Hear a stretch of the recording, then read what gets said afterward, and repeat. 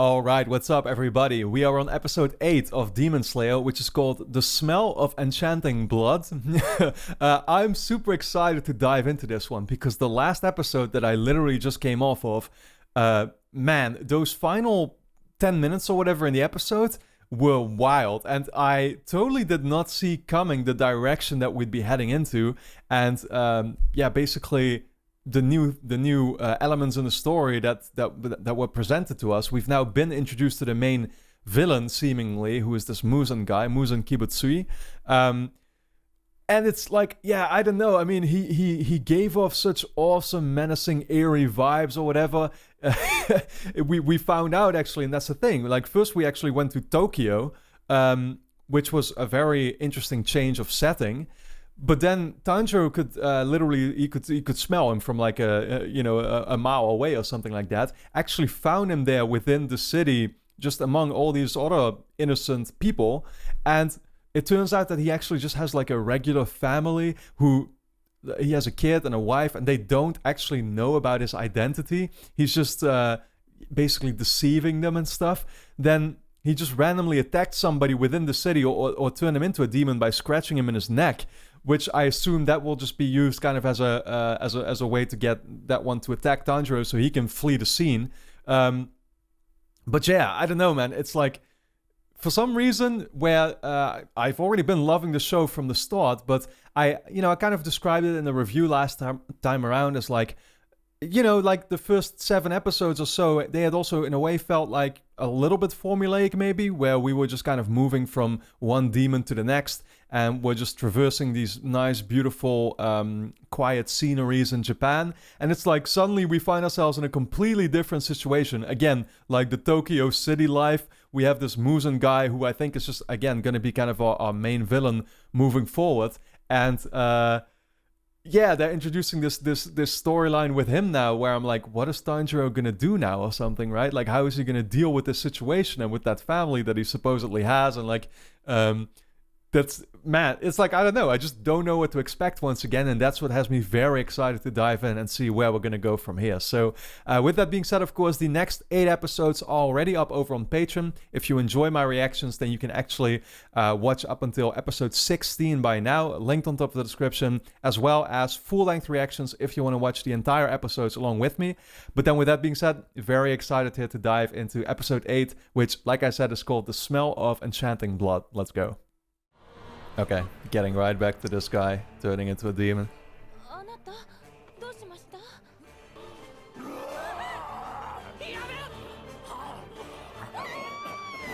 Oh, wow. Yeah, she must be scared shitless in that moment.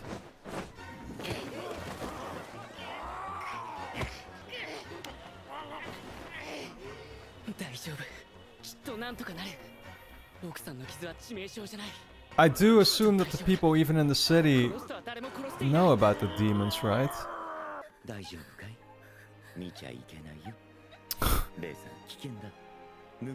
Yeah, of course. Honestly, I find it fascinating how most people just stand around watching,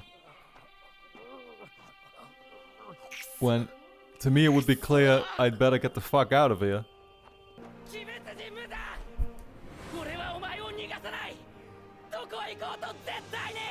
I wonder if that's actually the same name he's using. Yeah. What is she called? Tsukiko or something? That's just his, like, a different identity he's using, right?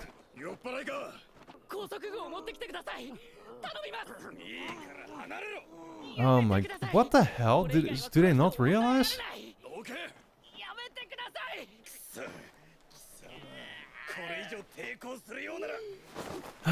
These cops are about to get eaten. Oh, yeah.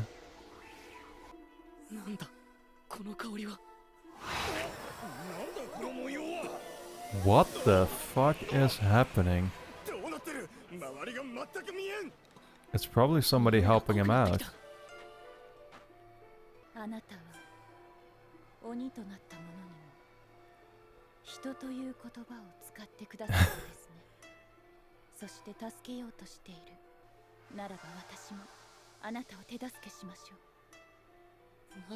Who is the angry looking person next to her?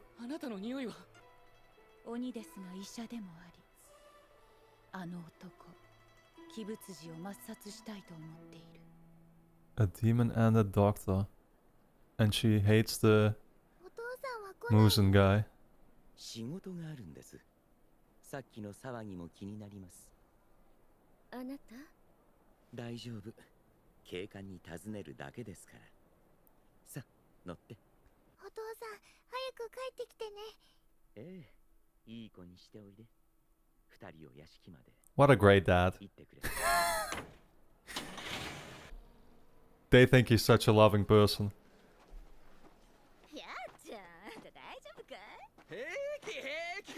Oh no. すみません。Oh, dude, how can you be so stupid?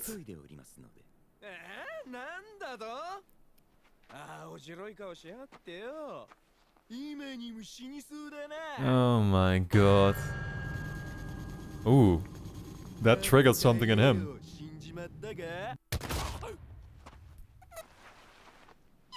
Holy shit! Yo, did he just kill him? Oh my god. What the fuck is this strength?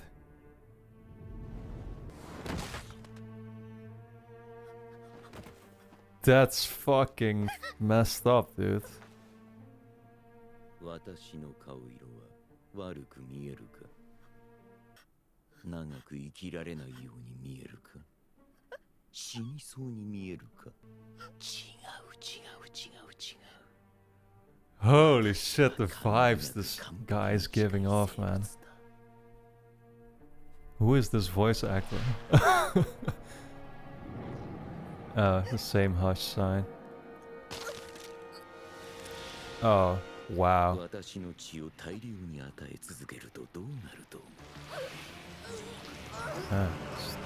Turning her into a demon now as well. Jesus, man, this shit is...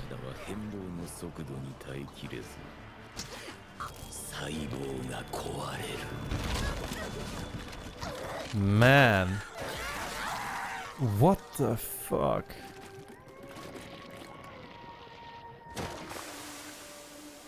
Oh, this is like... I'm having a hard time finding the right word for it. Something in between disgusting and creepy.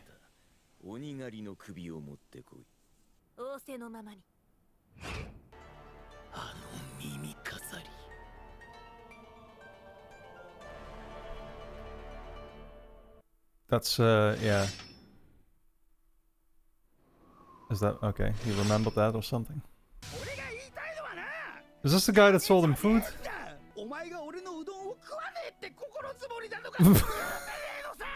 He got mad at him because he didn't eat it? Oh, he dropped it, right? Wow, I can't believe we're returning to this guy. Look at that face.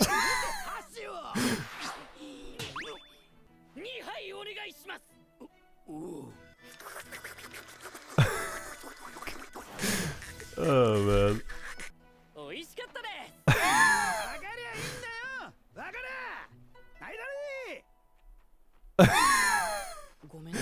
I so can't get over this. Oh, that's the one that was with the... Yeah, I mean, what was the whole deal with her in the first place? Did he even ask her?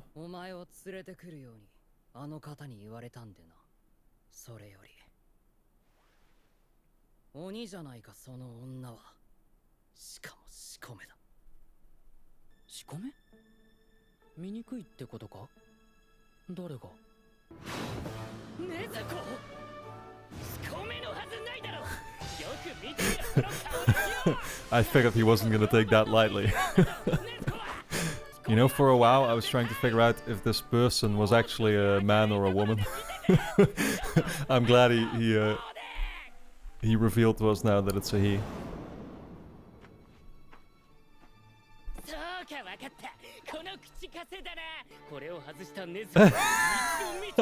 He's so upset. Oh shit. Disappeared right in.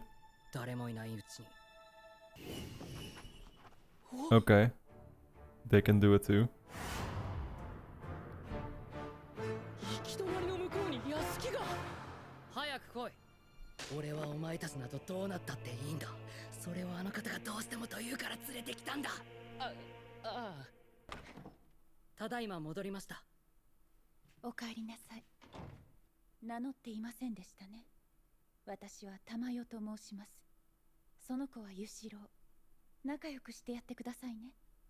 I'm not sure if this is the type of person to easily make friends with, but yeah.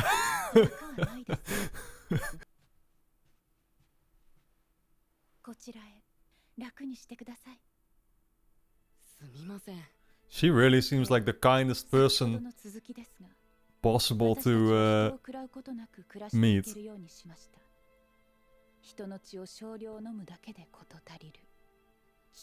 Human blood?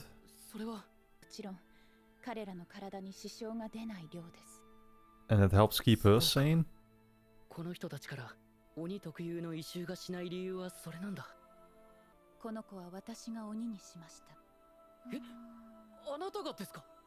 Oh, so she can do that.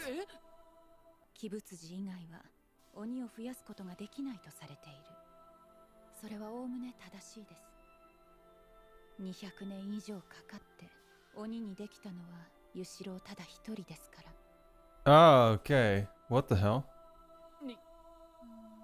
She's been a demon for 200 years? Oh my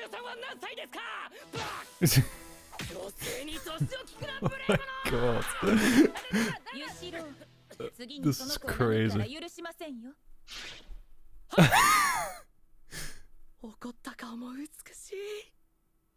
This guy's like obsessed with her or something, or what?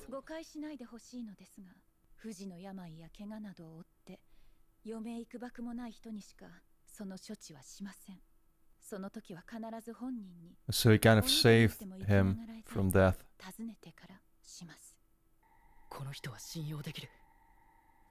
I'd hope so.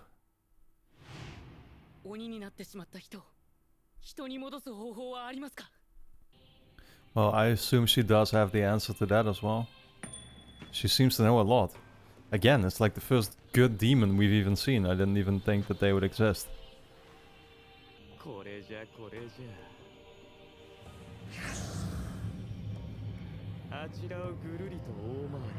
Are they inspecting the place that Tanjiro was at?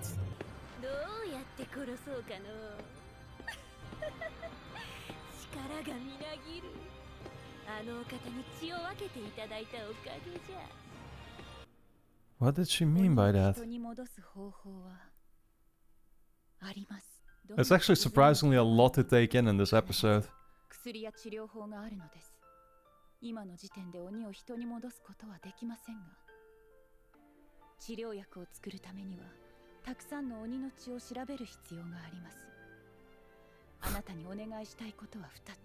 I guess we're gonna go after more of them.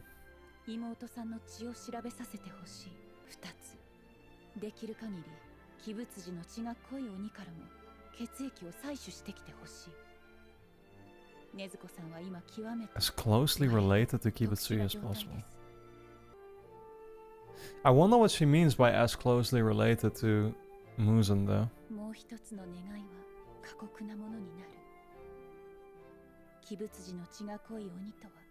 Well, here we go.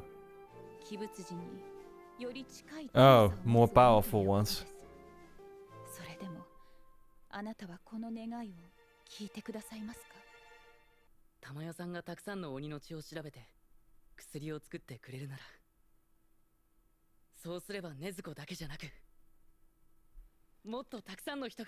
Yeah.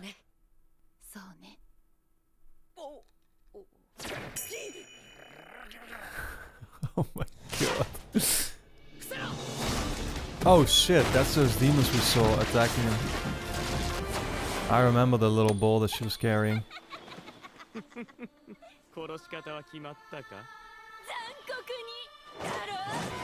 Man, I hate these two already. Especially this girl.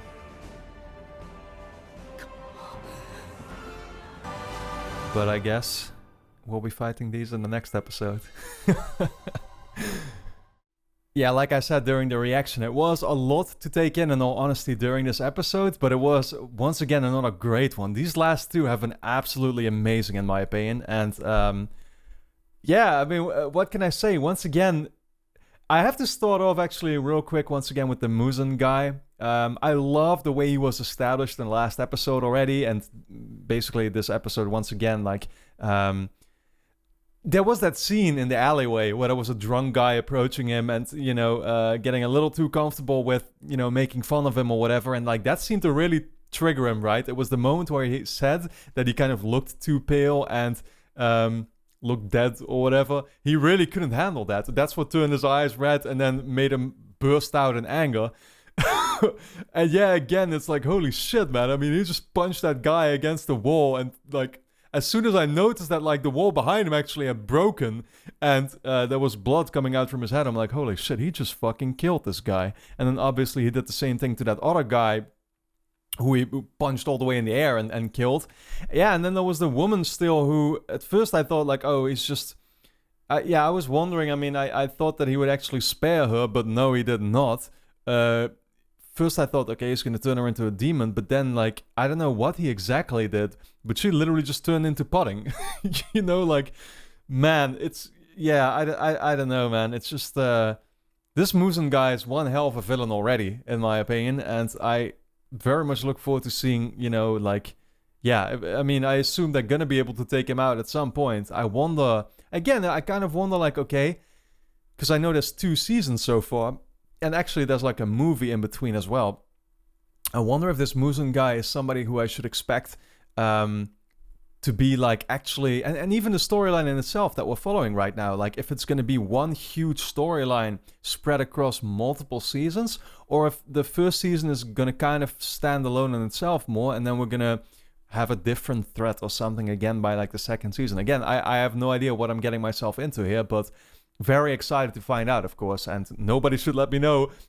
Just to point that out, nobody on Patreon definitely should let me know about this, because I want to just find that out by myself organically. But yeah, I love that little scene where they actually went back to the guy who sold them the food in the last episode. Did not think we were going to see that one again, but just like the cool little comic relief moments, or whatever you want to call it, right? Where all he wanted, it did not, like, it wasn't... What did he mention? It wasn't the it didn't matter to him that the money or whatever. Like, all that mattered to him was the fact that he did not actually finish his food or something. So I thought that was just hilarious. Now, of course, the new characters we were introduced to in this episode, who I think are going to play a much larger role moving forward, are this... I think she was called Mrs. Tamayo or something, right? Yeah, I mean, so she is like the first demon we're seeing right now who is actually good, so to say, or on the good side or whatever. That's a first. Again, I wonder like how she then turned into a demon and how she was able to escape from, you know, the curse of being evil or something, or whatever you want to call it. I mean, all the demons so far we've come across, it seems like they can't really do much about their evilness. That's just who they are. But like, she was able to clearly escape it, I assume, after being infected, or whatever you want to call it. Again, I still don't know the right words to use, but by the Muzan guy, right? And so she mentioned how she was like 200 years old. She has to use like human blood in order to basically stay sane or whatever, or to stay the way she is. There's this other guy with her, of course, who seems to love her very much.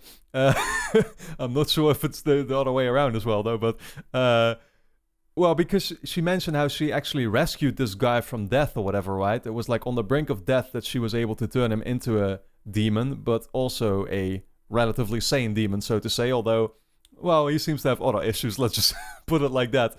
Yeah, and then, again, it's like these 2 other demons that we've seen now.